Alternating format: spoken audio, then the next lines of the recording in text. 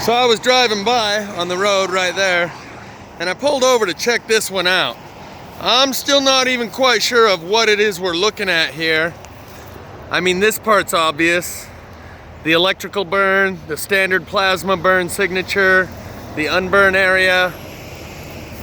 But the way the whole thing's kind of propped up out of the ground, maybe it'll kind of make sense here in a minute. Maybe this tree was dug up. But I don't think so. I think somehow it like pushed itself right up out of the ground.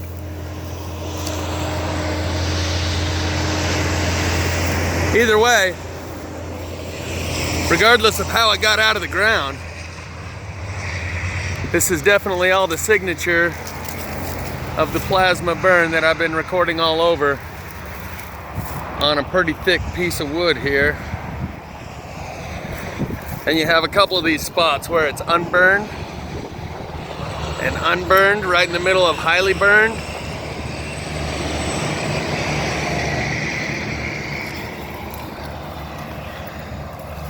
It's like something dug itself a little hole in there. Hello? And then over here you got another line, perfectly straight line of burn on the left, unburn on the right.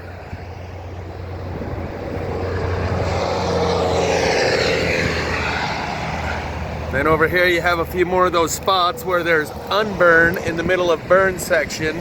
Fire doesn't do that, or that, or any of this for that matter. And then these other pieces that are here on the ground beside bear the same resemblance.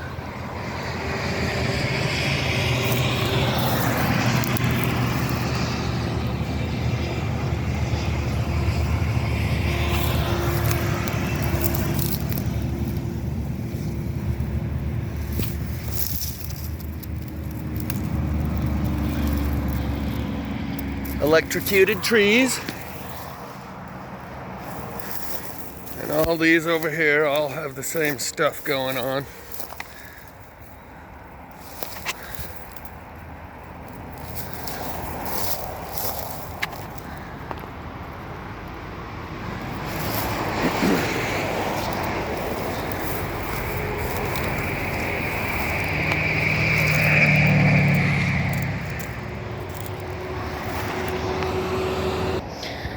This is what caught my eye as I was driving by, and I was like, wait a minute.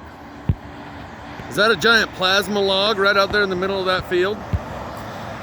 So I'm headed through Oregon right now, going up into Washington, and I saw a place with like 10,000 logs like this that they were spraying water on to keep them wet, like so they don't combust, and they all looked like they were already blackened.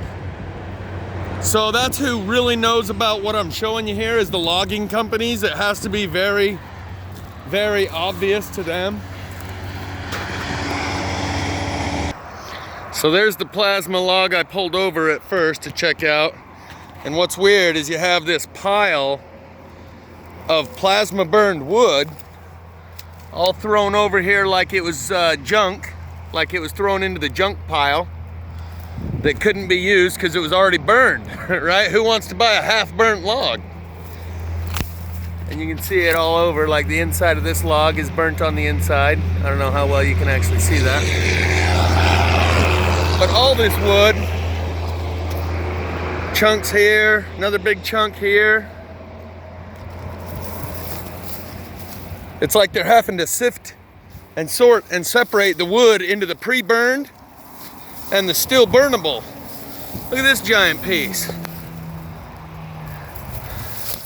See the burn line right there?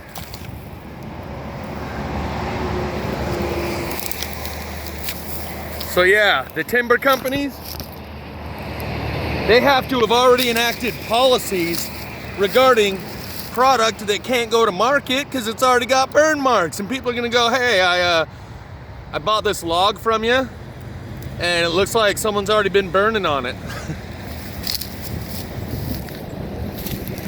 So yeah, there's like all this scrap wood just laying around. that looks like it's been thrown over here into a pile. You can see how far gone that wood is right there. I don't know how well the light's doing. How highly burnt it is here, and then right down here, the same log, unburned. So one log can go from unburned to reduced to almost nothing, depending on, you know, the circumstance, I guess. Here, you can see the ring around the edge here.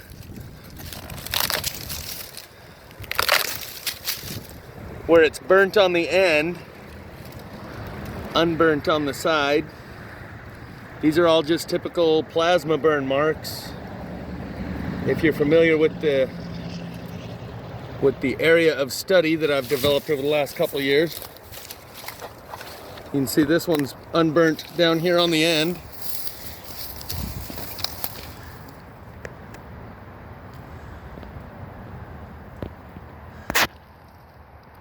So yeah, I think this is the seconds pile for the timber company.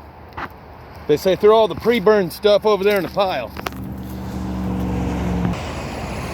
And when you see stuff like this, don't ask questions if you want to keep your job. Just wear your mask, shut your mouth, and go along to get along. And you'll be just fine. Logic Before Authority did a video today describing how those people are all the walking dead. And I can't help but agree that this is a consciousness farm, and this separation is to extract that wheat from the chaff. And if they wanted slaves, they could have slaves by the millions. What they're proving right now is that they already do. And the process which we're seeing unfold is the separation of consciousness on the consciousness farm. And I can't imagine a better way to identify people and get people to show their true colors. And that's what I've said plenty of times, is that each individual is going to choose of their own will whether or not they're worthy. God doesn't pick and choose from on high who's wheat and who's chaff from the God cam way up in the sky. He sees through your eyes, hears through your ears, feels through your heart. And even only an external observer could make a very good assessment as to who's already a slave and prefers comfort and convenience over liberty, and who is willing to spend the extra calories to retain their freedom. You could tell that through a facial recognition cam and a couple of videos, a couple weeks worth of video from any particular place in any particular town, and you can separate the wheat from the chaff. But it occurred to me a while back that we want, like the American justice system claims, to err on the side of we would rather set 1,000 guilty men free than to imprison one innocent man. And in the separation process, we would rather 1,000 potentially good pieces of wheat to go in with the chaff than to let one piece of chaff get in with the wheat, because that's all it takes to corrupt a culture.